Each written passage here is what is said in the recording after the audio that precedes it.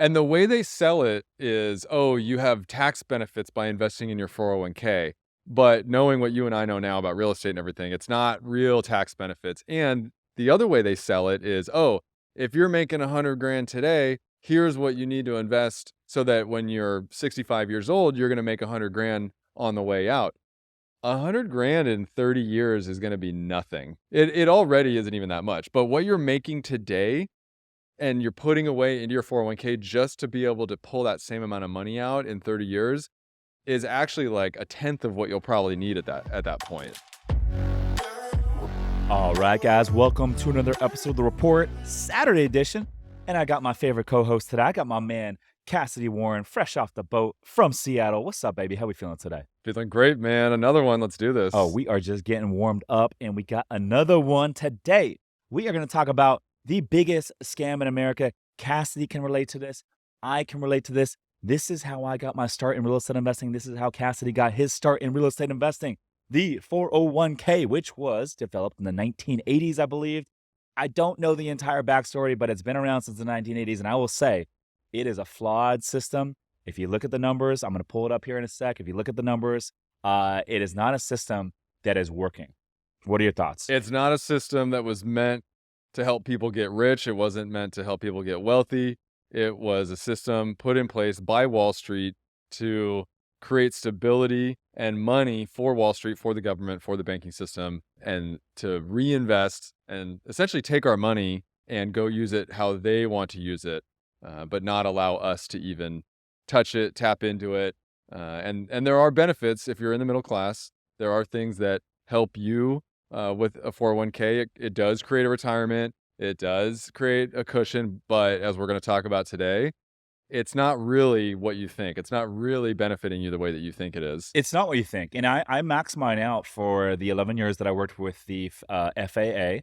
The max when I started was like around 17. And then each year they bump it up $500, 17.5, then 18, 18.5. And then there's match. We'll talk about the match. And yes, it grows, but it does not grow as fast as they say it's going to grow. I have the median 401k balance by age, median 401k balance by age pulled up right now. So this is why it's a flawed system. Check this out. So under 25 in America, the median 401k balance is $2,800. From ages 25 to 34, the median 401k balance is $14,933. From age 35 to 44, $35,537. From age 45 to 54, $61,000. From age 55 to 64, $87,000. And get this, 65 and up, the median 401k balance in America, folks, is $88,000. How are you going to live off of that? That's insane to me. I didn't know that stat. It's a flawed system. Yeah, this is the median. And the way they sell it is, oh, you have tax benefits by investing in your 401k. But knowing what you and I know now about real estate and everything, it's not real tax benefits. And the other way they sell it is, oh, if you're making 100 grand today, here's what you need to invest so that when you're 65 years old, you're going to make 100 grand on the way out. 100 grand in 30 years is going to be nothing. It already isn't even that much. But what you're making today and you're putting away into your 401k just to be able to pull that same amount of money out in 30 years is actually like a tenth of what you'll probably need at that point. Yeah. So they say financial advisors will tell you live off of the 4% rule, meaning whatever your 401k balance is at retirement age, let's say it's 65 or 70, whenever you retire, 4% of your balance is the safe withdrawal rate, meaning you can withdraw 4% a year and you'll never deplete your balance. And so let's just say for simple math, you got $1 million balance. So you're going to live off of 4% a year at retirement, which is $40,000. And oh, by the way, you're going to pay income taxes on the 40K. And oh, by the way, so let's just say after taxes, that's $30,000. And oh, by the way, this is 25 years from now. With inflation, that $30,000 is probably going to be worth $15,000. How are you going to live off of $15,000? You're not. And that's why the system is not going to work. And how many people are going to have $1 million when they retire? The median balance right now for 401k's 65 and older is $88,000. And we're talking $1 million. And that's a successful 401k career. And what's 4% on 88K? About $2,400. Yeah. So right now, the median, the average American can only pull $2,400 out of their 401k to live on and not have the balance go to zero. So even if you bump that up and say, okay, let's withdraw until it goes to zero over the next 20 years, you're at what, 10K? No, not even 10K. You're at like 6K. And there's no way anyone's actually living off this. So part of the problem is that Americans have a hard time saving, right? And this is one way to save, but people don't even use it as much as they could to be able to save. But even then, it's not a good investment vehicle. So that's the other piece, is a lot of people let someone else manage this and just put it into a fund, and it just gets average market returns, right? So it's just following the stock market, whatever that is, whatever they put in, and they're not able to control how this money is actually being invested. And you might think you have control, you might think you're making a choice, right? But when you compare what you could do with the money that you're putting into your 401k to another investment, say real estate or even skill building, like use that money that you would put in your 401k and go build your own skills. But let's just say real estate, there's no leverage in your 401k.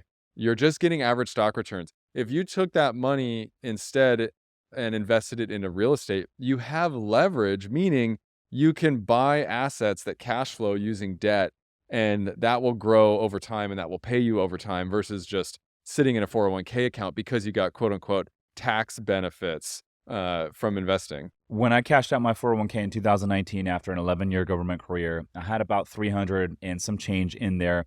I paid the taxes, I paid the penalties, I paid the fees, the 10% penalty of the Fed, the 2.5% penalty to the state of California. I paid the income taxes on that money. And I'll just say this.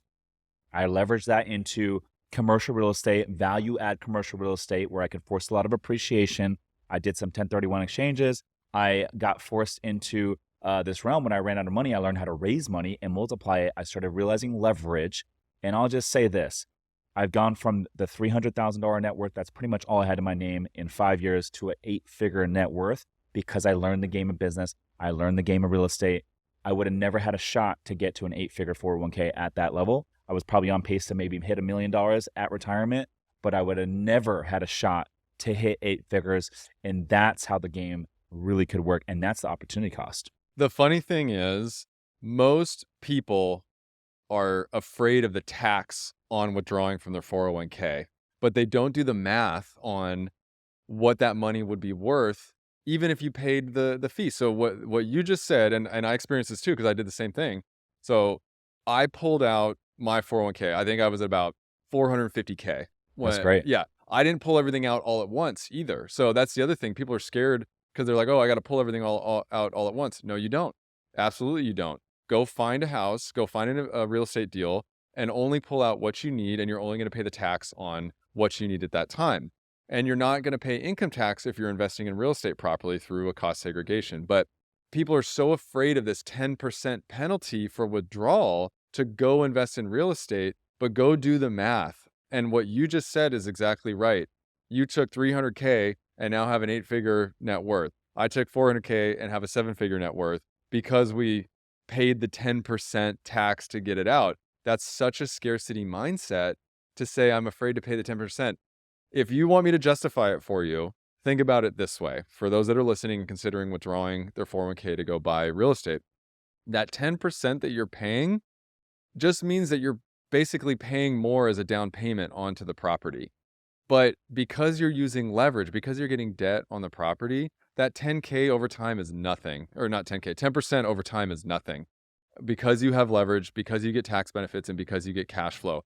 Do the math on buying one Airbnb or one real estate investment versus continuing to invest in your 401k. And I guarantee you the real estate, if you're doing it right, will beat the 401k every single time. Yeah.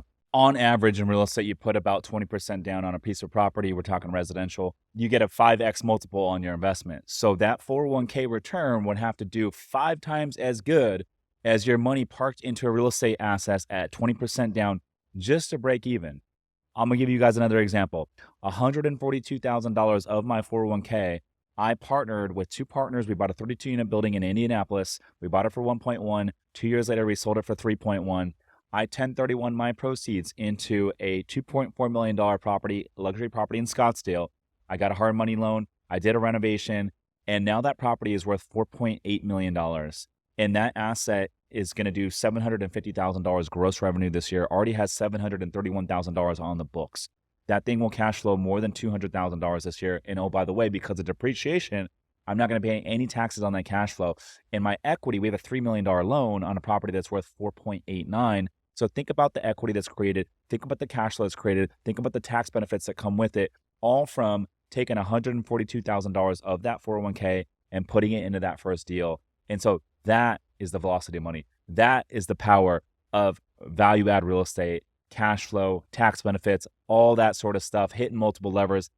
One thing about the 401k, man, and this made it simple for me to pull it out. If you love real estate investing, passive income, and tax benefits, but don't have the time, my company, Somers Capital, is buying boutique hotels right now. We source the deals, we renovate the properties, and we even handle all the day-to-day management, making it truly hands-off for our investors. If you want to learn more to see if we can help you, visit somerscapital.com/invest to book a call with our team. Again, that's somerscapital.com/invest. Now back to the show. Is just kind of thinking about like how it's kind of a system, right? So they say, hey, you can't touch this money till age 59 and a half. Imagine going to the bank or your credit union to go withdraw some of your money, and the teller says, hey, Kassidy, I'm sorry, but you're going to have to come back in about 32 years because we can't give you this money until age 59 and a half.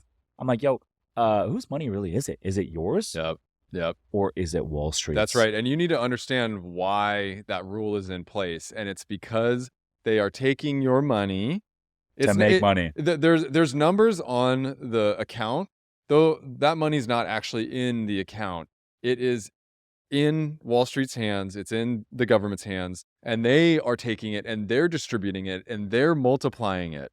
The government and Wall Street are multiplying your money for themselves with the money that's in your 401k. That's why they don't want you to touch it. You have to ask yourself why they have that rule in place. They don't want you to touch it because they are using it to go double, triple their money for themselves, right? And so you said something really important, and then I've been preaching this to people, the velocity of money. You as an individual, you need to figure out how quickly you can multiply your money to become financially free, to build your net worth, to increase your cash flow. And you need to be looking at what you have to do to be able to do that.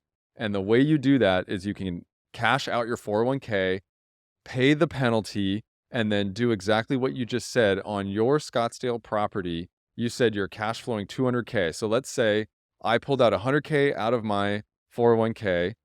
I paid 10%. So I paid 10k to take that money out. And now I'm getting $200,000 in cash flow every year. And the appreciation from the renovations and just appreciating in general. Like, how can you tell me that it's not worth it to cash out your 401k when you can do deals like that? Dude, 100%, man. That is. And then to take it a step further, you can't touch the money till 59 and a half without a 10% penalty. But then a step further, at age 72, the government says, hey, if you don't start withdrawing your money, we're going to start penalizing you, because they know you're going to die and they need you to pay your taxes on that money. It's so dirty, right? It's so dirty. So dirty. That's what I'm saying. You need to understand why those rules are in place, because that's exactly right. Because people don't realize, as you said it earlier, but people don't realize, they think by deferring their taxes when they put into their 401k that they don't ever have to pay taxes on that income or on that money. But when you withdraw, whenever you decide to, at 62, whatever the age is, you pay taxes on that money as if like you had a job. Basically, like you were getting money from your job and taxes are taken out of your paycheck every week or whatever. When you withdraw from your 401k, you're paying taxes on that money. And so a lot of people will just try to minimize the amount of money they take out because they don't want to pay the taxes. But then you're living a life where you're just eating rice and beans because you don't want to use the money that's in the account. And then, just like you said, at 72 and a half, the government wants their money. And so they're going to start penalizing you and taking the money that they feel like they deserve by penalizing you at that age if you don't start withdrawing enough out of the account. So tell me how that makes sense. It's your money. People don't realize how important it is to take control of your own money and take advantage of other benefits by leveraging that money. Yeah, and people might say, well, what about the match? And I worked for the FAA, and there was a nice government match. So I would say, you know what, if you are working in a place where there's a match and you're going to work there, yeah, maybe participate the minimum to get the match. That's free money. I get that. But I wouldn't be just throwing a big chunk in there unless you have no other place to put the money. So I can't poo-poo the 401k entirely because that's all the seed money that I had to get started, and I'm grateful that I had it. And so I think my takeaway would be this: if you are like, hey, I don't know what my thing is, I don't know what my business venture is going to be, I don't know what direction I want to go investment wise, okay, put the money in the 401k until you figure that out. But once you get educated on money and where you want to invest and whatever your thing is, or maybe you want to go start a business, or maybe you want to go buy that piece of real estate, the second you have that, pull that thing out, pay the penalties, pay the taxes. I wouldn't even think twice. And depending on when you pull the money out, if you do it in January of a new calendar year, this is going to give you potentially up to another year to pay the taxes on that money. And so I would not pull it out in December. I would wait till January and then do the event, because it's going to delay when your taxes are due on that money. That's right. That's a good point, and that's part of the velocity money strategy too. Is sell any assets, withdraw money in the first quarter of the year, so that you give yourself enough time to go buy real estate and be able to depreciate and reduce your expenses. The thing with putting money in the match, yes, it's good, and I agree. Like, I think the government doesn't trust the American people to save and take care of themselves. And that's part of the reason why the 401k exists, is to force savings and to incentivize savings. And it's evidenced by the median income or the median balance in each of the accounts, the 401k accounts. But if you aren't good at saving, if you aren't good with your money, maybe you shouldn't be withdrawing out of your 401k. Like, put the money in and get good at money, and then take it out and leverage it once you actually can because if you take the money out and you go buy a PlayStation, or you go buy a bunch of booze, or you go spend it on a trip to Vegas, like, that's not what we're talking about here. We're talking about going and like increasing the amount of money that you are in control of, increasing the amount of assets that you have. I'll put it this way, Kassidy, and this is important for all the listeners listening to this right now. The government needs you to pay taxes. It's cash flow for them. And the best way to do that is to groom middle-class people. And so what do? They go out there and they'll tell you, go to school, get a job, go to college, and play it safe, diversify, invest in your 401k, go buy a single family home. And when you do all those things, one, the government's going to make money. When you get a high paying income job, W-2 job, you're going to pay the highest taxes. That's cash flow for the government. And then when you play it safe, you diversify, you invest in your 401k, that's cash flow for Wall Street. And then when you go get that single family home, they lock you up in a 30-year mortgage, you go get the student loans, that's cash flow for the banking system. So I would say this whole thing is somewhat of a system. It's all ran by Wall Street, the central banking system, and the government. And so they win when they groom middle-class people. Play it safe, go to school, get good grades, go to college, get a job, diversify, go buy that single family home, invest in your 401k, and live the American dream. To me, that's not the American dream. The American dream is going and building your own thing, going and doing whatever it is you want to do. And that's different for everyone. Maybe your thing is you want to travel and sit on the beach and live a minimalist lifestyle. Great, go do that. I think that is the American dream. But I think ultimately it's having control of what you want to do and having control of your time and doing what you want to do when you want to do it. Most people are too scared to do the things that are required to change their lives. Most people are too scared to buy real estate. Most people say they want to buy real estate, but never do. And cashing out your 401k is one of the things that they can actually do to go after their goals and dreams of being a real estate investor. And we're not even talking about like quitting your job or like becoming an entrepreneur or a full-time investor, but in a high income job, in a high income W-2 job, that might be your highest leverage activity. But then taking your 401k money, taking that as seed money to go start your real estate investing journey, keep your W-2 job, like keep working, keep growing your salary. You don't need to become an entrepreneur. You don't need to quit your job. We're not saying that, but what we're saying is use that 401k money to go invest in real estate. But most people never will. Most people are too scared to take the steps that are required of them to invest in real estate. Most people say they want to buy real estate, but they never do. Yeah. Look, you cashed out your 401k, you multiplied it. It's changed your life in so many ways. Do you regret it? No, 100% no. It was like probably the best decision I ever did in my real estate investing journey. I did the same thing back in 2019, and it's changed my life in so many ways. I'm grateful for it, but I'm also very grateful that I cashed it out. A lot of people at the time told me not to cash it out. They told me it was too risky and that I should never do it. I did it anyways, and I do not regret it. So if you're listening to this right now and you're like, hey, looking for that next thing, you're looking to go buy that piece of real estate, you're looking to start that business, whatever it is, do it. I promise you, you won't regret it. And it will force you to think bigger. It will force you to think through life with a different lens, a different perspective. And that's where the growth happens. That's where the magic happens. He's Kassidy Warren. I'm Rich Somers. Listeners, thanks for tuning in. We'll see you guys in the next one. Peace.